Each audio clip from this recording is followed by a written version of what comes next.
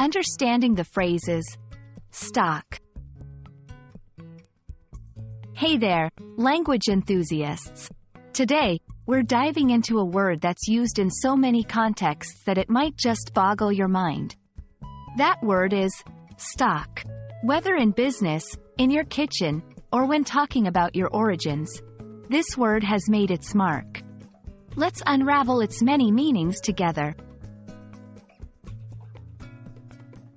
When you hear the word stock in the business context, it generally refers to shares in a company. If someone says they own stock in a company, it means they own a part of that company.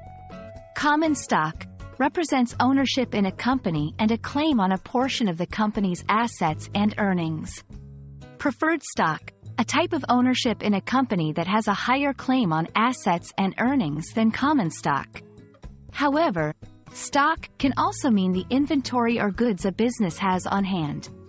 For instance, a shop might say they have stock of certain items, meaning they have those items available for sale. If you've ever tried your hand at making soups or sauces, you've probably come across this version of stock. In the culinary world, stock is a flavored liquid base for making stews, sauces, and soups. Bone stock, made by boiling animal bones with vegetables and herbs. Vegetable stock, made by simmering vegetables with herbs. The key here is simmering ingredients slowly to extract the maximum flavor. Remember, a good stock can elevate your dish from average to amazing. The word stock can also refer to a person's lineage or ancestry. When someone says, "She comes from good stock," they mean that she comes from a respectable or notable family.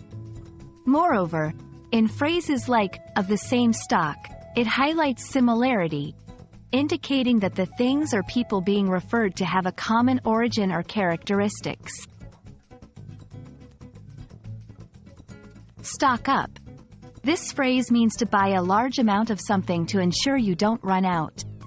For example, before a big storm, people might stock up on food and supplies. Take stock.